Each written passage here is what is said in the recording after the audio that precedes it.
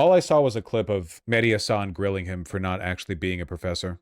Some have called you China's Nostradamus. You had three famous predictions in 2024: that Trump would get elected, that he would start a war with Iran, and that he would lose a war with Iran. Iran clearly has the strategic advantage. I think the next step in the escalation ladder is that Trump will send in ground forces. Nikki Haley was key to your prediction about Iran. You said Trump would pick her as his running mate, but he didn't pick her. I think that the problem with education is that it focuses too much on facts, too much on rigor, and not enough on imagination. Too much on facts. Do you hear yourself? Does China control what you say now? Your critics might say they're using you as a propagandist. It is possible I'm a useful idiot, and I suspect that there are many entities around the world who would like to amplify my message, including the Chinese government. Hold on. You don't call yourself Professor Jiang on your YouTube channel?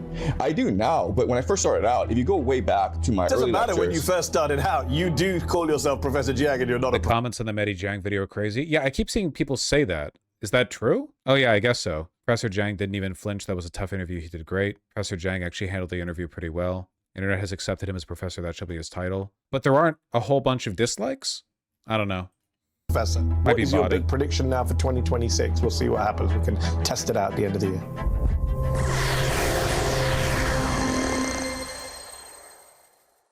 Back in 2024, Chinese-Canadian educator Shui-Qin Jiang posted a video on his YouTube channel, Predictive History, where he laid out three big predictions. Donald Trump would win the 2024 election, the US would then go to war with Iran, and ultimately the US would lose that war.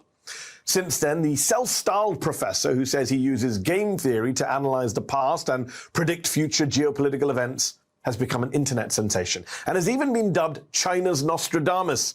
But he's also faced some criticisms over his predictions and, many would say, pretty out there conspiracy theories. 2 out of 3 of Jiang's big predictions have come true. But how much of that is his own geopolitical foresight, and how much of it simply comes down to luck? How much does the Chinese... The GCC nations... I'm just going to skip that halfway through. And one major issue about China's WTO entry, of course, is worker rights. Professor Jiang is a kook and a grifter, so he's going to present himself in his most reasonable form when talking to someone like Mehdi Hasan. And when he's on his own channel talking about his own stuff, he's going to ramble about how Jesus committed suicide, or, I don't know, how the Holocaust isn't backed by evidence or whatever. And at this time in China, there was a major restructuring of the state-owned enterprise system. So I was dispatched to northeastern China to film a worker protest. Unfortunately, the place was swimming with police spies, and I was arrested and interrogated for 2 days. I was held incognito for 48 hours, which is the maximum by Chinese law. And I signed a confession saying that I was a reporter and working in China illegally as a reporter, and the decision was made to deport me without charging me with any crime. And so I was allowed to come back into the country, but I was deported. So that was the story. If they suspect Please tell me Mehdi destroys them. You can't destroy people like this in a conversation because the goalposts are always moving, you know? It's the same reason that debates with... Jordan Peterson were always a massive fucking waste of time. Being a spy, how did they let you back in? China's not known for being that trusting. They suspected me of being a spy, but after a 48-hour investigation, after learning and eschatology, then this gives you a pretty deep insight into how the world will turn out. And secret societies are very much an important aspect of eschatology. I'll come back to secret societies. A couple of things you mentioned there. You said you were at Yale. Just to be clear, your degree was in English literature, was it not, at Yale? It wasn't in international relations or national security. You're an English lit graduate, and you're not a professor. I know it's your YouTube moniker, but you're a high school teacher. You're not actually a professor. Right. So when I went to Yale, I was actually a math and physics major. I was declared a math and physics major, but the Yale English department was very strong, and so I switched majors. So I have actually both a math background as well as an English background. That's why my system of analysis can seem strange to people, because I'm combining a multidisciplinary approach to my thinking. going. And now we just focus on facts, on making sure that you can memorize all the elements of the periodic table, on making sure that when you talk about secret societies, I guess people want to say, well, where's the factual evidence? Where's the evidence? You said, I think, the Jesuits control the Vatican. First of all, there's nothing wrong with Jesuits. Good people. I know many of them. Second of all, there's only ever been one pope who's a Jesuit, and he's gone. So people would wonder, like, facts are important to your evidence. And people would say that it's not just fun and games when you're doing speculation on YouTube. They look at some of your rhetoric and they see that you don't just criticize Zionism or Israel, as many people legitimately do. You talk about this pretty far-right concept of Pax Judeaica, a new world order centered around Israel. You have a video called Dawn of the Jews, in which you seek to answer the question, why is it that Jews are so dominant? Surely you understand why a lot of people think at best you're trafficking in pretty anti-Semitic tropes, and at worst, you're a card-carrying anti-Semite when they see that stuff. Okay, well, that is a very strong accusation. So can you please tell me what specifically I've said that you find offensive? This is why I knew he'd do this. It's such a waste of time because, like, he knows the reason he's backing off his position here, or like trying to back off making an evidentiary claim rather than just explaining what he believes, is because he knows that he panders to anti-Semitism. He just wants to, like, waste time by making Mehdi Hasan do all the work of substantiating a position where, like, over here in the real world, saying that we're entering into an age of Pax Judeaica, everyone already knows that's anti-Semitic. Like, you don't have, like, you shouldn't need to say anything more. Mehdi Hasan has already laid the evidence forward. When you do a video called Dawn of the Jews, why is it that Jews are so dominant? You don't find that offensive? I never said Jews were dominant.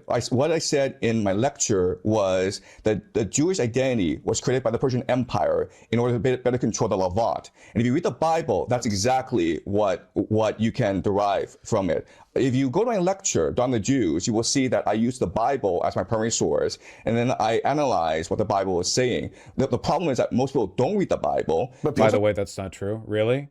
Jews weren't created by the Persian Empire? Are you sure? Who came up with Pax Judeaica are not biblical scholars. They're the modern white supremacist far right. Sorry. What is wrong with the term Pax Judeaica? You tell me. What does it mean? See, before he was answering his questions calmly and concisely. Well, maybe not concisely, but he was answering them directly. But now it's like, what do you mean by that? Definition. You can just explain exactly what you mean. If somebody accused me of being anti-Semitic and provided me with, like, quotes of stuff that I'd said, I could very easily explain without needing them to waste time waffling or explaining their terms or definitions. I could just explain what I believe. It just means that there is an entity in the Middle East, Israel, that is able to dominate the Middle East, very much along the lines of Pax Americana and Pax Britannica and Pax But you didn't say Magalica. Pax Israelica. You said Pax Judaaica. That implies all Jews. You know the tropes about Jews running the world. I wouldn't be okay if you said Iran is dominant, Saudi Arabia is dominant, Pax Muslimica. In fact, you know that there are many racists in the West who do believe that Islam and Muslims are trying to take over the world. I find that equally offensive. Right. So I'm using a Latin convention, and so the Latin convention would be Pax Judaaica. It would not be Pax Israelica. But you know where this concept comes from. It exists in far right. It's literally like saying, like, if you had a term that involved the N-word, you'd be like, well, historically they would have used the N-word. Online circles. It's not some academic term. Do you believe that the Greater Israel Project is a far right conspiracy theory? No. What is? No, he's no longer answering questions directly. Also, for one, whether or not Greater Israel is a real thing has nothing to do with the use of the term Pax Judaaica. And for two, many countries around the world envision a larger, like, what about Pax Sovietica, Pax Russica? Russia's literally taking territory in Ukraine right now. Like, the Russian socio-political doctrine, the Duginist ideology literally involves, like, acquisition of Eastern Europe. But we don't talk about that, do we? No, we talk about Pax Judaaica, and the only people using that term are, like, internet neo-Nazis. I think it's a very real project being carried out by the Israeli government. I just don't call it Pax Judaaica.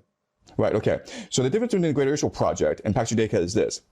Greater Israel Project is what the Israelis believe that Yahweh, their God, promised to their ancestor Abraham in the Bible. And this extends from the now to the Euphrates. And I could have just used Greater Israel Project, but I want to differentiate because I believe that Pax Judaaica is not an empire run by Jews, for Jews, by Jews. It is an empire run by transnational capital and secret societies in order to...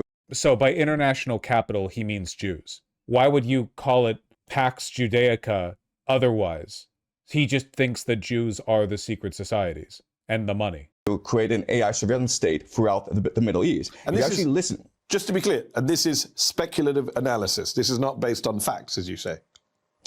So it is based on speculative analysis, based on history, historical patterns. It's also based on connecting the dots, because if you just look at what Netanyahu says, if you actually just go and watch on YouTube...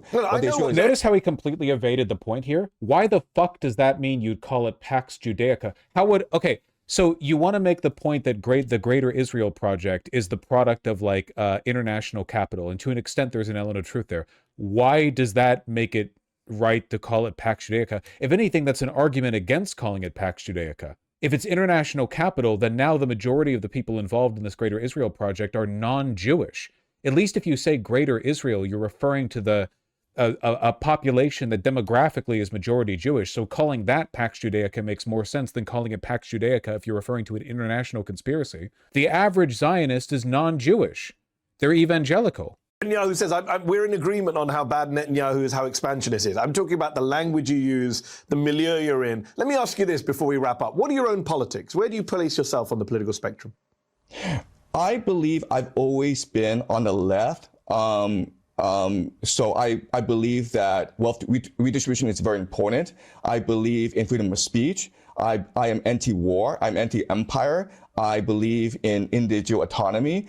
And so, unfortunately, I used to be left, but I think that, like, given my preferences and given my politics, I believe most people would consider me on the far right nowadays. Wow, it's like the same template grifter answer that I've heard from every guy on the right for the past decade. Incredible. It's literally just one for one, the exact same. Phenomenal. Every right-wing grifter, the left left me exactly. I believe in free speech, and that used to be the left position, but now only the far right believes in free speech. Yeah. That's unfortunate. That is unfortunate. Last question. You made 3 very famous predictions in 2024. What is your big prediction now for 2026? We'll see what happens. We can test it out at the end of the year. Well, I've made 3 predictions about how this war will progress, okay? So my first prediction is that the United States will use ground troops. Yeah, and I agree with that. I'm with you. And I believe that this ground troops will be a quagmire for the United States and that they will have to call a national draft, okay? That's my first prediction. Okay. My second national draft, okay. Prediction, and this is very important, is that Israel and the United States will not use a nuclear weapon in this war. I think that the talk of nuclear weapons is fear-mongering. I don't think we will escalate to that point of nuclear weapons. I hope you're right. I worry about nukes. I hope you're right. And my third and most controversial prediction is that I believe that during the course of this war, somehow, some way, the Al-Aqsa Mosque will be destroyed. Wow. Yeah. Well, that would be a disaster. God forbid. We will have to leave it there on that rather dark prediction. Shuiqin Jiang, I appreciate you taking time out. I appreciate you taking my questions. Thank you so much. Thank you. Did you like this video? Not terribly. Yeah, I just don't find the Professor Jiang stuff that interesting.